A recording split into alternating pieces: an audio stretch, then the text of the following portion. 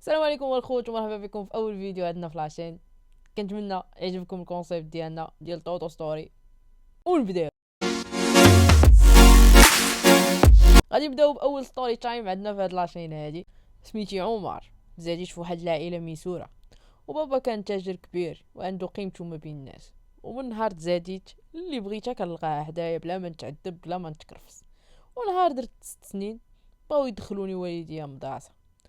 بابا حطني في مدرسه عموميه حيت بغاني ندمج مع الناس ومع ولاد الشعب، حيت خويا اللي كبر مني قراو في مدرسه بريفي، وملي كبر ما كانش يقدر يدير علاقات مع الناس بزاف، يعني ما كانش اجتماعي. هاد الحاجه اللي ما بغاش الاب ديالي تكرر معايا انا. وملي دخلت المدرسه ما نكذبش عليكم والله يغفر ليا كنت حاس براسي بزاف. المهم التلاميذ اللي كانوا معايا من مختلف الطبقات الاجتماعيه، كاين اللي بحالي ميسر عليهم الله، وكاين اللي الحاله الاجتماعيه ديالهم متوسطه. الا واحد الولد كان معنا وكان سميتو منير، كان مقطع بيه بزاف الدنيا لاخر درجه. عمره ما لبس لباس في بلاصتو، كان ديما كيلبس غير واحد السروال مقطع من القدام، سواء في الشتاء سواء في الصيف الربيع ولا الخريف، عدو بحال وشي صباط البلاستيك الله يحسن العوان. وكنت كنضحك عليه بواحد الطريقه باسله، وديما كنطيح من قيمته قدام الدراري، وديما كنقص منها. اما هو كان كيشوف فيا ديما ويبدا يبكي ويمشي بحاله، ومبداو نضحكوا عليه انا وصحابي. كان ديما جالس في الطاوله الاولى وقراي بزاف، كنا نكنيو عليه غير الخواف، حيت الحاجه اللي قالها لي الاستاذ كينفذها. المهم انا ما عمرني ما عقلت على سميتو، ولا عمرني عيطت عليه بسميتو، حيت ديما كنت كنسميه غير الخواف. وواحد المره سولته بطريقه باسله: علاش انت خواف؟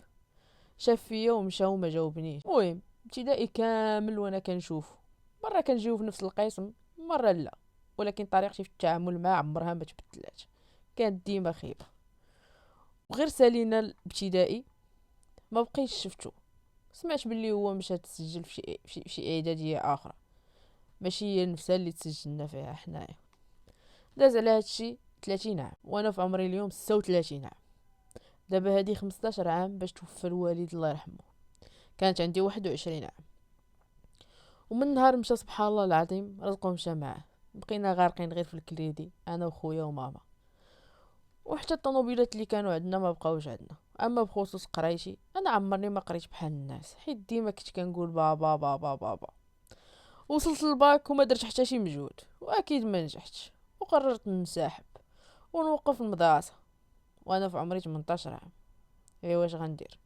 ملي مات الوالد جمعت شويه الفلوس وبديت كنبيع في الحوت، وكل نهار وكيفاش وكل نهار ورزقه، مرة هكا ومرة هكا. المهم قررت نجمع راسي ونتزوج وخا الله غالب. المهم ندي شي بنت الناس تكون درويشة وتجمعني ونجمع راسي، وتعاون الوالدة في المحاين ديال الزمان. تزوجت بواحد جارتنا في 25 عام، وجبت معاه 2 الوليدات، وولدي الكبير سميتو انور. وملي دخلتو الابتدائي طبقات المقولة ديال كما تدين تدان، حيت صحابو كانوا كيضحكوا عليه حيت ما كانش كيشري من الحلوى بزاف ولا الادوات بزاف. المهم هادو شي دراري 2 خوت ولاد عمهم من عائله لاباس عليها، واخا كانوا صغار كانوا بحال الجنون. ملي كان ولدي كيجي وكيبكي عليا كنت كنتفكر منير، كنت كنشوفو بين عينيا، وكنت كنلوم راسي حيت انا السبب في هادشي اللي كيطرى لولدي. عاد فهمت الاحساس ديال منير وعلاش كان كيبكي، حيت كان كيحس بالنقص والعجز، وحاجه صعيبه بزاف. تمنيت الزمان يرجع للور ونطلب منه السماحه ونرد ليه الاعتبار. واحد المره جا ولدي انور كيبكي بحال ديما، هادشي خلاني نفكر نمشي نهضر مع الاستاذ، والغد ليه مشيت.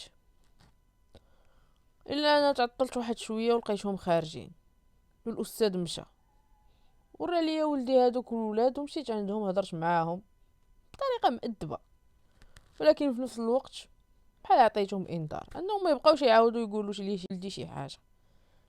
ايوا الغد ليه في الصباح بحال ديما فقت في الصباح بكري نمشي نجيب الحوت اللي نبيع.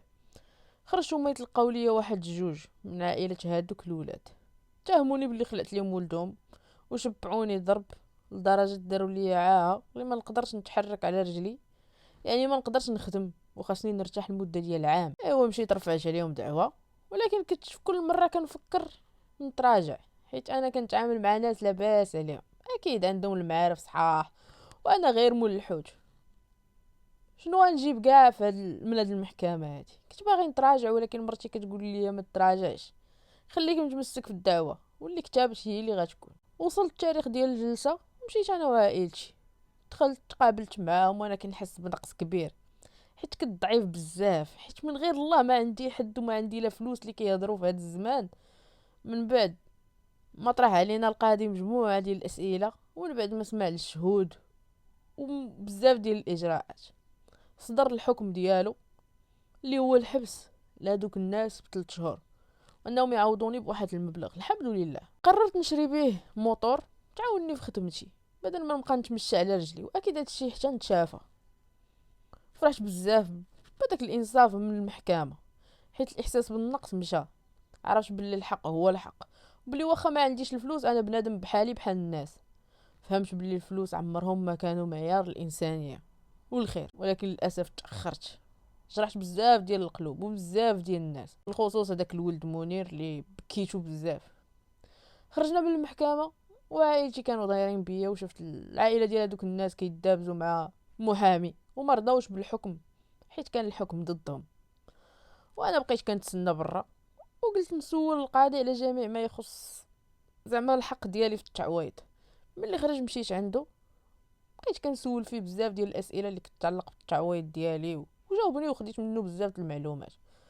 وانا ملي كنت غادي نمشي هو يعيط ليا، قال لي السي عمر. درت عنده، قال لي يبقى جواب واحد مازال ما قلتولك، هو اللي انني خواف، حيت كنخاف من الله، وهادشي اللي خلاني نحكم بالعدل اليوم ونصفك. هذه هي القصه ديال اليوم، ولا هذا هو ستوري تايم ديال اليوم ديال السي عمر. خلاصه القول كنقولوا كما تدين تدان. وما تنساوش الا عجباتكم ستوري تايم خلي معك واحد ابوني، واحد لايك، وبارطاجي مع اصحابك، شي كومونتير زوين باش نزيدو نديرو فيديوهات كتر وكتر ان شاء الله. تهلاو.